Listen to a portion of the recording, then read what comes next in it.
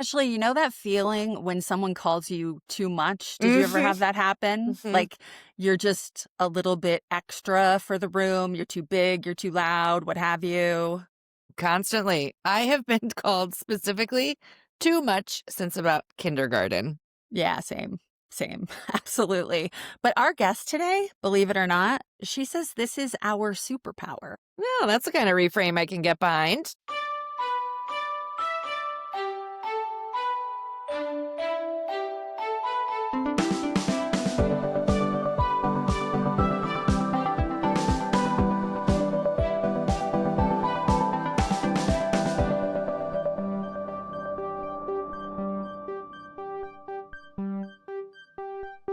Today, we are talking with Jessica Fearnley. She's a business coach, a podcast host, and author of the book we'll be talking about today, which is Too Much: How to Thrive Being More Instead of Settling for Less. Jessica's built her 7-figure coaching business from the ground up, and her new book dives into what happens when women stop shrinking themselves and actually own their full selves in life and in business. Welcome, Jessica. Welcome, Jessica. Well, thank you. It's wonderful to be here. It's funny. When I started writing the book 2.5 years ago now, I didn't have the too much concept attached to the book, but I Hmm. found in those early stages where I was really having conversations with people and being like, you know, what are your challenges in this area and like, what am I seeing and all those kinds of things. There was this repetition that kept happening where there would be some kind of joke like, oh, yeah, I'm way too much. Oh, yeah, me Mm, too. I'm also, and it really felt like there's something in it that really captures the reality of what it means to be a woman entrepreneur. I found that the more I put it out there, the more people resonated with it. And it was almost like a bit of a joke, but there's something also very serious that sits behind it of yeah. like, yeah, we're too much. It's funny. We're the ones who like corporate couldn't keep us, like it was all just too much going on, maybe quite a lot of ADHD going on as Yeah. well. But Mm-hmm. really there's wounding that sits within that as well. And I found it a really fascinating concept. The more I like peel back layers on what it means to be too much and where that comes from, I was like, this is the book. This is fascinating. And so, yeah, that's really where it came from. But like in terms of what we see kind of in society, I guess, because, I'm in England, you guys are in Mm-hmm. America, and most of my clients are in America. So it's become like a nationality, a nation that I love. But really, it's this thing of almost from birth being someone who you're just too much for all the spaces. We're the bright, Mm. sparky ones who like always had our hands up and are total teacher's pets in elementary school, all the way through school and exams. We're knocking out of the park, we're getting the top grades, going to college, still doing the same, going into corporate, and really just loving that high achievement, loving to run as fast as we can, loving just being able to show up with this completely unvarnished, like, this is who I am, this is what I think. But the experience that so many women that I've spoken to and myself as well have had is where you just constantly feel like there's pushback. Like, can you not put your hand up so much, please? Like, you're being a bit too loud. You're quite new here. You're shining a bit too bright. You're making people feel bad about themselves. Can you just tone it down, please? And I just found that fascinating because, like I say, the more I looked into it, the more I was like, oh my gosh, this is the story for so many of us. Ugh, Having Yeah. to it's be so less. insidious. It's the worst. 100%. Yeah. Yeah, absolutely. I mean, I relate personally very much to that. I'm sure Ashley has been told this in her life too, knowing her Yeah. personality as well. I mean, it was from, in the US we have, we had report cards as kids, and I don't know when they changed this, but in the 80s, every single report card I had was like A's, A's, A's, A's, and then it would have like a section of like your behavior basically. And Mm-hmm. I would always have an N, which was not good, and they would put a note that says talks too much, right? Every time. And I look back at that now and I think, wow, somebody could have channeled that. You know what I mean? Yeah. Somebody could have taught me what's appropriate, what's not appropriate in terms of listening to other people. There are so many ways that could have been handled instead of just, oh, this is a negative and you talk too much, so knock it off. You know Right, what I because the mean? simple reframing of that is you have a lot to say. That's right. 100%. And Yeah, I and think that in schools today, that is something which they, not in every case, but they are better at kind of working with people, not putting on these Mhm. negative labels. But I Mhm. think when we were all that age, like for me, I was at elementary school in the 80s, Yep, and same. like there were kids in the class who were labeled as naughty.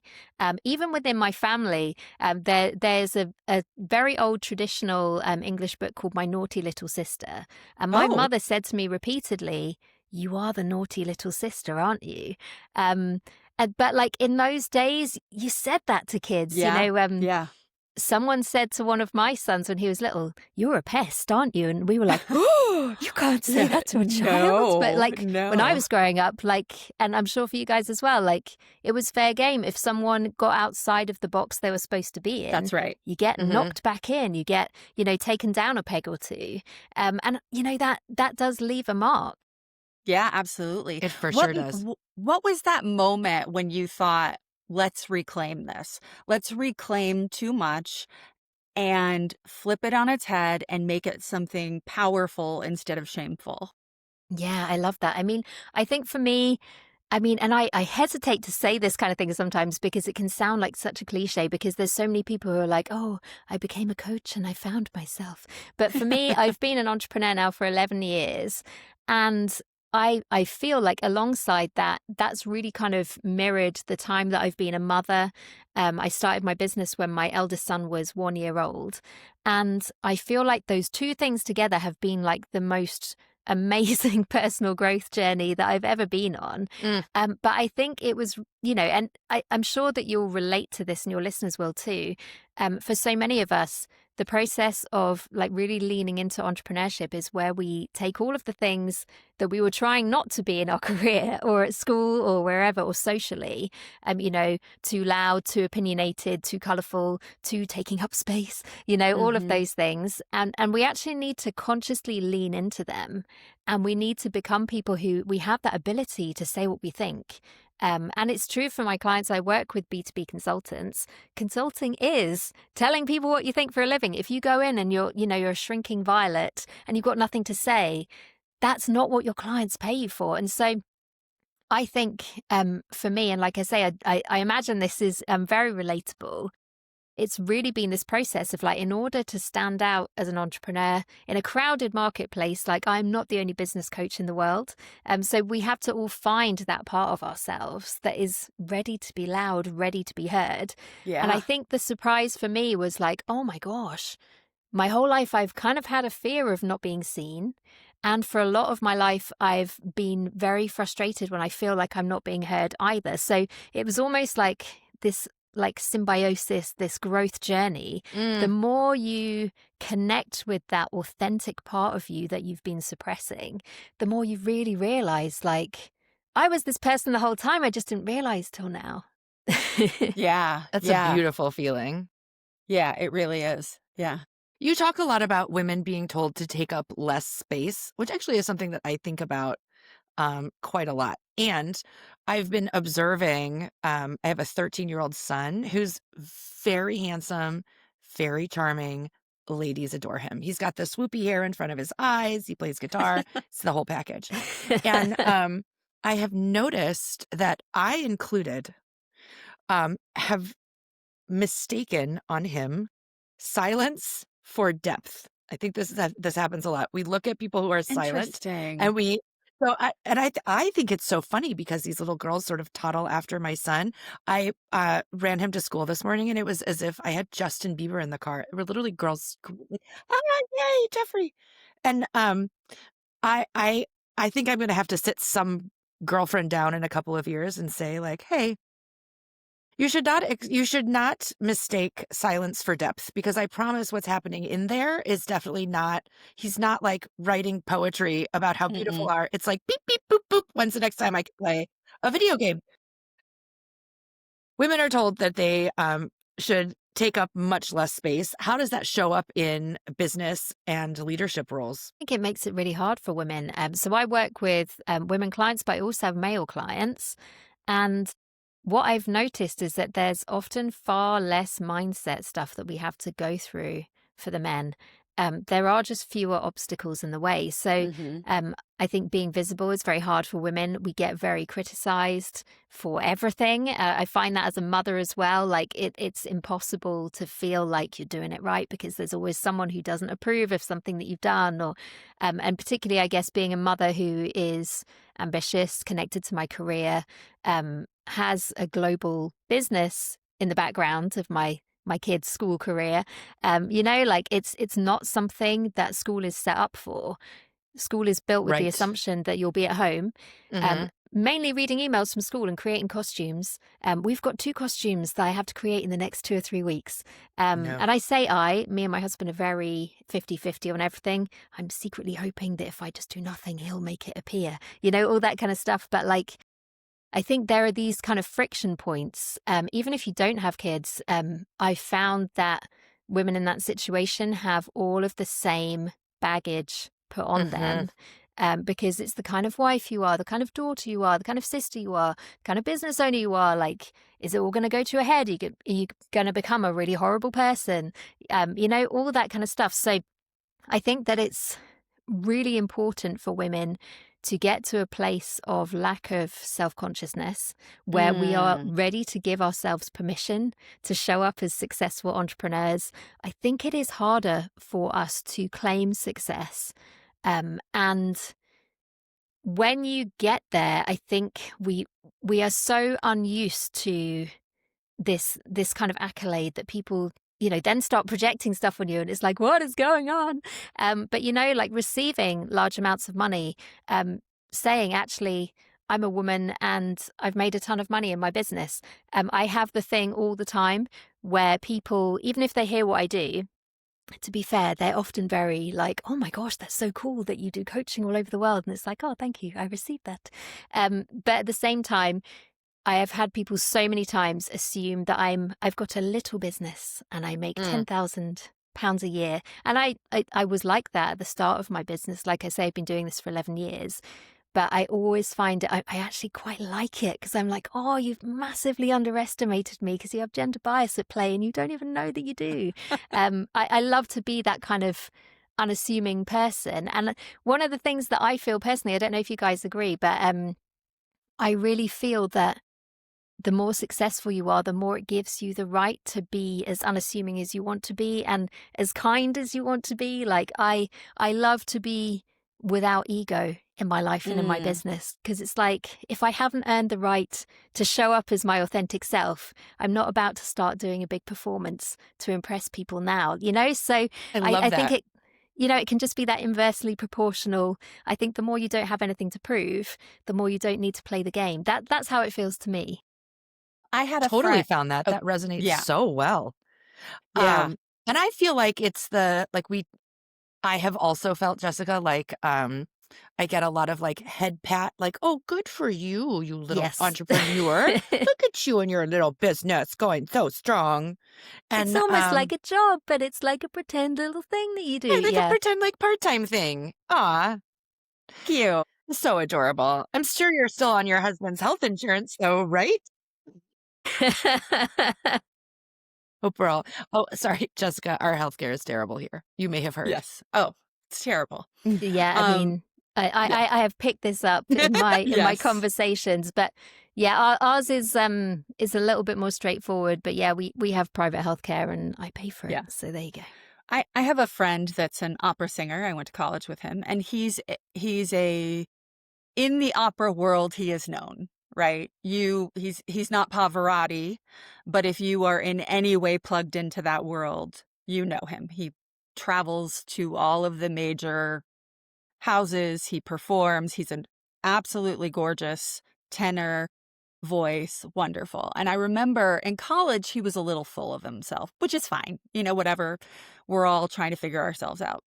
I had lunch with him after college, and we were talking, and he said something along the lines of he had a moment of realization where he realized he didn't need to talk about his work anymore. He just needed to show up and do the work and let it speak for itself, right? I love That there that. there Yeah. wasn't that sense of I need to tell everybody how great I am anymore, right? Mm. Mm. Because he had finally like accepted what he was and Yeah. what his gifts are, right? And that really resonated with me. So I love that you're sort of talking about that balance of like letting go of self-consciousness, right? Mm. And also just being who we are and being good at what we're good at. And that's Yeah. okay, right? Yeah, and I I really think like that's that. exactly it. Like in the book, I talk about radical self-acceptance Yeah. and radical self-improvement being these two things that we have Mm-hmm. to weigh together. Because, you know, as high achievers, we're wired towards this radical self-improvement because it's like, yeah, great, but I want to be here. I want to be 5 years ahead. I want to be somewhere else. I want to be making more money. And like, it's really hard to stop that momentum from just taking over, because actually taken to its extreme, it makes us pretty unhappy. You know, like Mm-hmm. that's not being a person who's centered in themselves. That's being a person who is very out of their body often. Yeah. So pairing it with this radical self-acceptance where we're like, do you know what? I could do all of those things, but if I do none of those things, I'm still okay with myself. Yeah. And for me, that's been a huge trajectory. Almost it was work that I didn't realize I was doing it for quite a long time. And as I was writing the book, some of these things started to crystallize. And I was like, yeah, you can't drive yourself for a decade or longer. And some of my clients, you know, they have been in corporate for 2, sometimes 3 decades. And there's been this drive the entire time. And, you know, burnout happens because we just get to a place of like, oh my gosh, like I cannot keep pushing indefinitely. And there's no ability to be in the present moment. There's no ability Mm-hmm. to be in your body. So really it's starting to balance those two things. And I think that when we can do that, we very much get a sense of like, I can slow down if I want to, but I don't have to. And like nothing matters in the same way. Yeah. Yeah. I really like that. So you were talking about balance, trauma-informed coach, right? Mm, And strategist. yeah. Tell me how those two worlds come together. Yeah. Well, when I first started, actually, I was very hesitant to call myself a coach because I was very aware that I was not a coach. I was a mum who had had a career and took a year out to have a baby and then was like, oh, what shall I do now? Being a stay-at-home mum is actually a lot more boring than I thought it was going to be. And I knew that my time at my old company had come to an end. So I hit burnout quite hard when I was in my London career days. I was working in project management and burned out really hard. And like the reasons for that were complicated, I think probably due to neurodivergence and constantly being in an environment that stressed me out. I'm a very Mm-hmm. highly sensitive person, as you may have Same. gathered from the book that I wrote. HSP, are you familiar with Yes, HSP? Yep. very Same. familiar. I Same, I same, almost got same. full marks in the quiz for that book. And Uh-huh. it What was does it like stand for? highly Highly sensitive sensitive person. And it's it literally, people are always like, oh, that sounds really woo woo. It's not. It literally has to do with, um, uh, like the way we're set up in our nerve endings, Yeah, like nerve how does your everything. body Yeah. cope with Hmm. everything from like, you know, sound, smells, Like, sensations? here's a good for instance. I can't watch fireworks. The noise Oh, from yeah. fireworks really bothers me and literally puts me into a state of like, oh, because I'm like loud that with the noises. smell of balloons and food that is too sloppy. Yeah, and so it even goes into things like sometimes if you get headaches every time a storm Yeah. comes through, that's a Yeah. very common HSP thing. I Yeah. can tell you if the temperature's increased by half a degree type thing, because I'm like, well, now I'm boiling. Well, now I'm freezing. Like my That's body doesn't right. do Oh my sort of, you know, goodness. in the middle. Yeah, It's yeah. a joy. Ladies are made of magic. Fascinating. Yeah, It's so fascinating. that and several other things was why like a London career was not the place for me. But I went from there into being head of operations in a startup consultancy, which specialized in occupational psychology, so HR, doing lots of assessment for graduates and people with potential within the organization. So who should you have on your board in 10 years' time, that kind of thing. But really, like coming out of that and coming into my business, I was like, I'm not a coach. I'm a whatever that is. So I was very hesitant to use that terminology initially, and I was very focused. I'm a business consultant. My first URL on my website was jessicafearnleybusinessconsulting.com. That Mhm. is hard to say, but I didn't feel ready to be jessicafearnley.com because I was like, well, who is Jessica Fearnley? No one cares. Yeah. But really, like for me, over time, I really found in my sort of consulting style work, the issue is not always that people don't know what to do. They don't know what to do. But then once you tell them, it doesn't actually always get them where they want to go because they are held back in a million ways because they cannot do the things that they want. And it's this crazy paradox. I almost don't need to explain it because I think if you're an entrepreneur, this is like where we live. But it's like, I want this big goal. That feels really good. That feels in perfect alignment. Here are the kind of the footpath steps that I need. Here are the stepping stones that I need to be going along in order to achieve that. That's great. Can't do any of that. I'm going to go and redo my website, So like it's the blocks that we face. And what I Mhm. found in so much of my coaching work is that often it's not just a case of I am scared to do that. It's a case of I have a trauma response that comes up when I put myself in this kind of situation. And there are deeply held messages and Mhm. programs. I think it's Joe Dispenza who says that by the time we're 35, over 90% of our interactions are governed completely from the patterns that we have logged in our brains and our bodies. We are Mm. so not conscious to the things that are going on around us. And like when I read that, that really blew my mind because I was like, yeah, I feel that, like Yep. two people at work have an argument. Neither of them are really aware that it's because, this person, it's because their dad said something to them when they were 7, and this Right. person is because their teacher, humiliated them in front of the class when they were 11 or whatever it might be. And we have all of these things just playing out all the time. So a key thing that I do with my clients is really not do trauma work with them because I don't think that's appropriate for a business coach, Mhm. but we do trauma informed coaching that like works around these trauma responses that come up. Like where there is work for them to do, I always say like go and do it with a trauma trained therapist. That is Yeah. exactly the appropriate thing to do. But Yeah. there is still a lot that we can do because often my clients, they've been in therapy for like a decade anyway. I think if you're too much, life is painful because you feel that stigma constantly. You just feel like, oh, why do I keep having to make myself so small to fit into this, But so often they are very aware of their inner world. And so it's not difficult for us to do our coaching around some of these things that are deeply embedded. And I always Yeah. say to people, it's not a case that you've got to be 100% like healed and fixed.